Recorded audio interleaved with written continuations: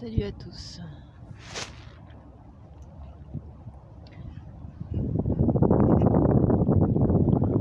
Bon, vous n'allez pas y échapper, hein.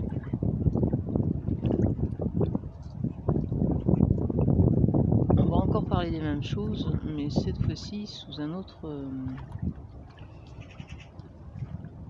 angle de vue.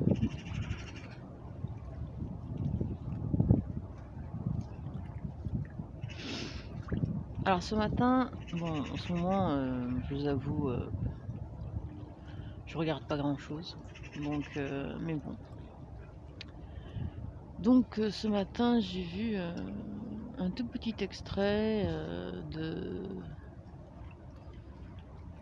l'émission de Morandini où l'avocat Carlo Buzza, là, de Réaction 19, était en train de discuter de vaccin ou pas vaccin. Et donc il a sorti un document, voilà, faudrait voir le document, hein, j'en sais rien. Mais en tout cas, c'est un document, c'est un fait, c'est un avocat qui travaille sur des faits, évidemment. Hein, et un avocat ne doit travailler que sur des faits. Et il disait donc que ce vaccin, qui n'est pas un vaccin, mais plutôt un ARN messager qui est censé, quand on cherche, on trouve, hein, qui est détecté le Covid-19 et de l'éliminer dans le corps. Il fait le tri dans tous les virus, mais il n'élimine que celui-là. C'est ce que j'ai compris. Alors, vous pouvez me corriger, hein.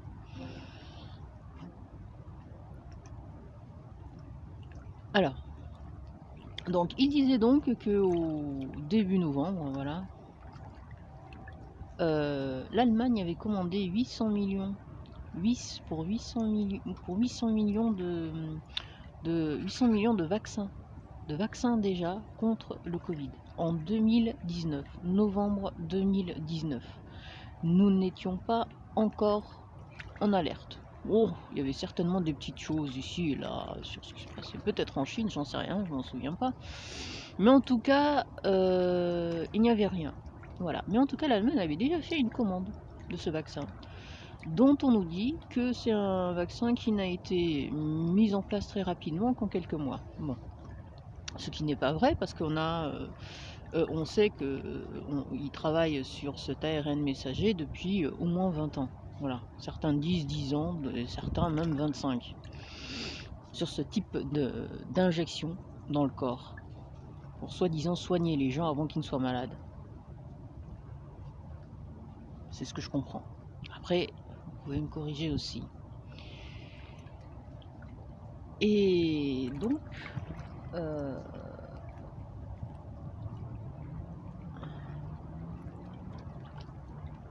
j'en viens donc au point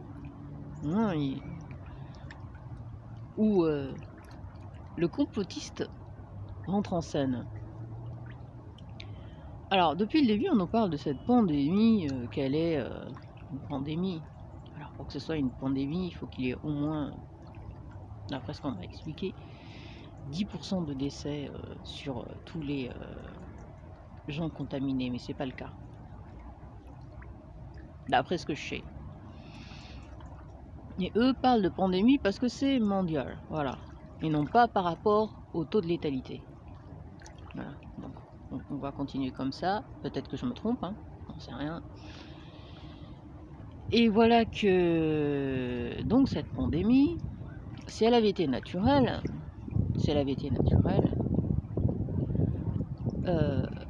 toutes les mesures prises n'auraient pas été aussi hésitantes pour soi-disant isoler les malades, parce que normalement on isole les malades et non pas les gens sains, prendre des précautions au niveau renforcer les hôpitaux, renforcer les institutions médicales, prendre des mesures en fait pour soigner les gens en fait, hein, pour prendre toutes les urgences qui se présentent.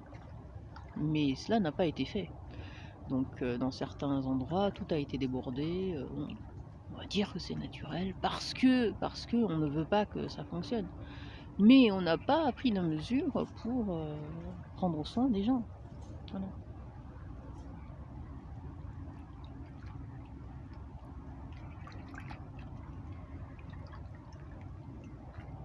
Ce qui s'est donc passé, c'est que juste après, on a considéré que qu'il n'y avait plus de danger, donc on pouvait faire sortir les gens et donc les déconfiner.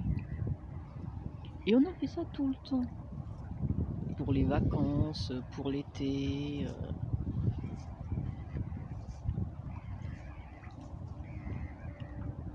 On a dit aux gens qu'ils pouvaient partir en vacances, mais en faisant attention, etc. Et puis, on a fini par décider que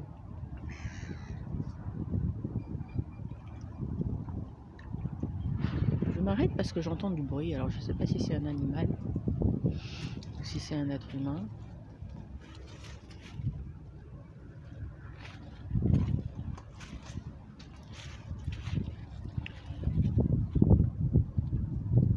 Et donc je disais que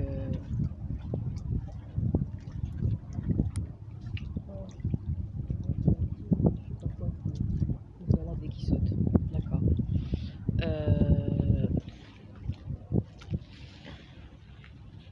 Ouais, c'est un oiseau qui se trouve là.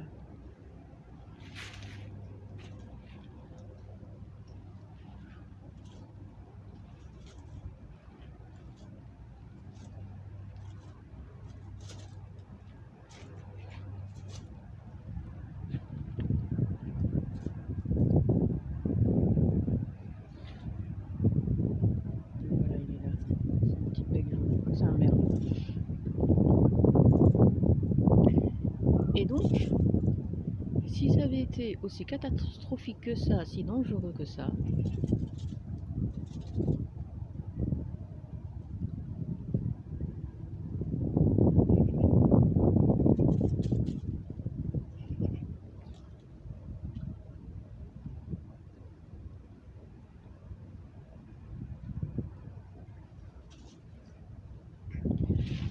si ça avait été aussi catastrophique que ça, aussi dangereux que ça, on n'aurait pas entendu dans les journaux, à la télé, tous ces politiques venir, planifier, faire des prévisions, etc. Est-ce que vous auriez vraiment, est-ce que vous croyez vraiment qu'on aurait le temps de faire tout ça? Et de confiner, déconfiner, s'amuser à envoyer les gens au travail, les faire revenir chez eux. Non mais ça c'est pas possible. Ça c'est pas possible. Ça prouve juste que c'est planifié. Et ce qui est planifié n'est pas naturel. N'est pas un truc impromptu qui est arrivé par hasard. Quand ça arrive comme ça, par hasard, moi je ne crois pas au hasard, comme ça, tout d'un coup, on n'a pas le temps de planifier. Et si surtout si c'est aussi dangereux, on n'a pas le temps de planifier. Donc pour moi, c'est bien un complot contre les peuples.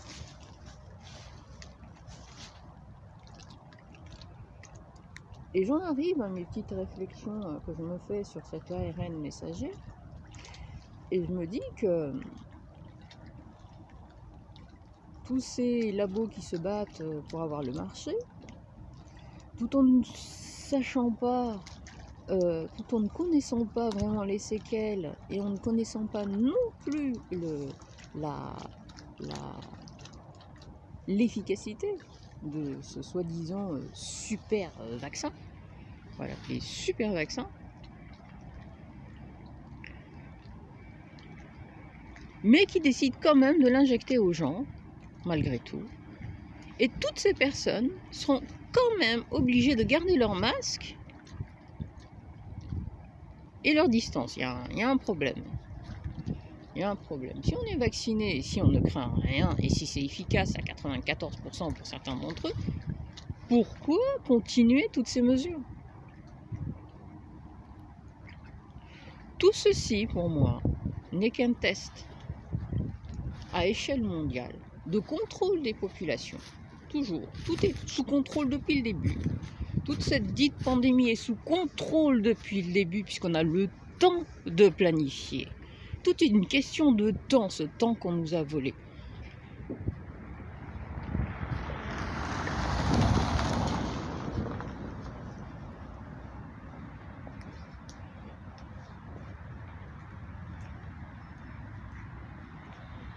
Et on assiste à un grand test, pour moi, géant, de recherche sur les populations, comme on recherche dans les labos. Ce produit a été testé sur 2000, 5000 personnes, 10 000 personnes, pour montrer l'efficacité et voir sur un grand nombre de personnes les séquelles. Voilà ce qu'il en ressort. Mais ce n'est pas juste un vaccin, c'est injecter des choses dans le corps, soi-disant qui va jouer le rôle de mieux que mon système immunitaire, qui a toujours bien joué son rôle, évidemment. Là, on joue à Dieu. On veut être à la place du Créateur.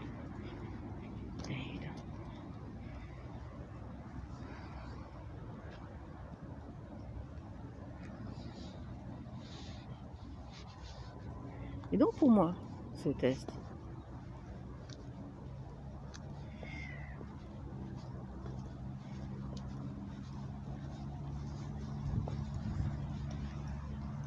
est un test de celui qui contrôlera, ou de ceux, parce qu'ils seront plusieurs, hein. On a plusieurs labos, plusieurs vaccins, qui ne conservent pas de la même façon et à la même température, et qui n'a pas les mêmes taux d'efficacité. Pourquoi? Parce qu'on teste autre chose. Déjà, les populations, et on teste aussi pour savoir ce qui se passe dans le corps.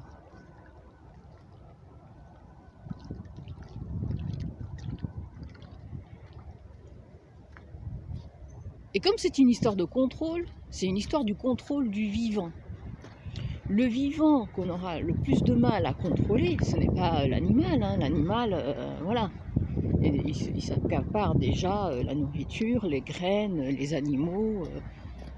C'est comment pucer les gens et qui contrôlera les gens. Non pas pour ne plus pouvoir faire quoi que ce soit, de nous-mêmes volontairement. L'homme aura toujours sa volonté. Mais qui pourra avoir cette puce RFID, on en revient à ça, qui aura tout, en fait, qui aura tout, qui contiendra tout de nous, tout ce qu'on fera.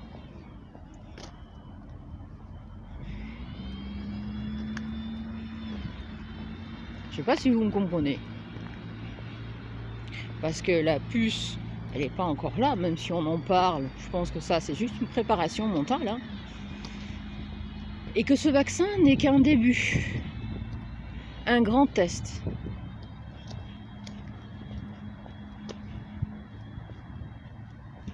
Et ça fonctionne. Voilà. C'est pour ça que l'on nous met à la télé le vaccin par vaccin, le taux de réticence des Français, les Français qui sont en retard. Là, encore une fois, on donne envie aux gens d'y aller. Pareil, on a fait le même cinéma avec les vaccins, avec les masques. Vaccin, vaccin, ou vaccin, masque. C'est la même chose. On crée le désir. Voilà. Nous ne sommes plus qu'un cheptel, un produit.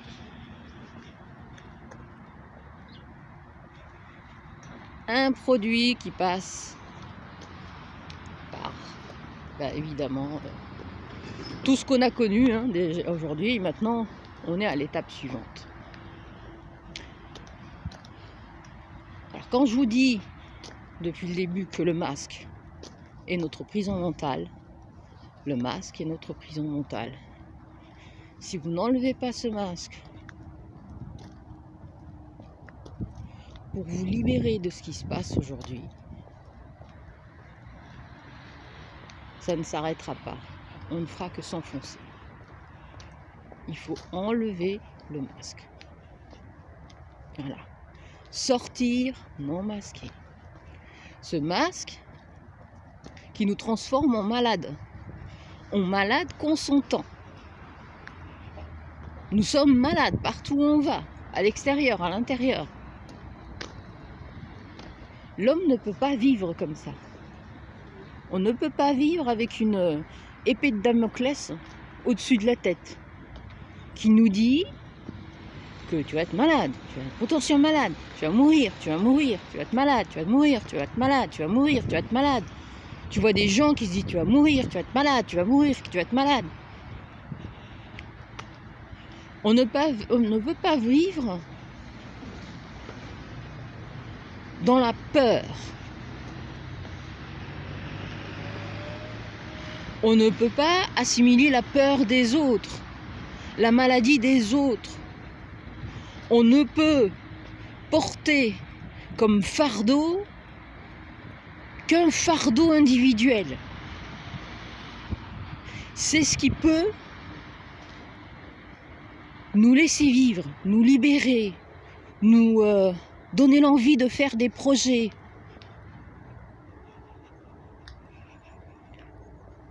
On ne peut pas vivre dans la psychose. Dans la psychose collective. Ça s'appelle un hôpital psychiatrique. Vivre dans un hôpital psychiatrique n'est pas d'autorepos. Voilà. Allez, bonne santé à tous, parce que là j'ai les doigts qui gèlent. Bonne santé à tous, bonne santé mentale surtout.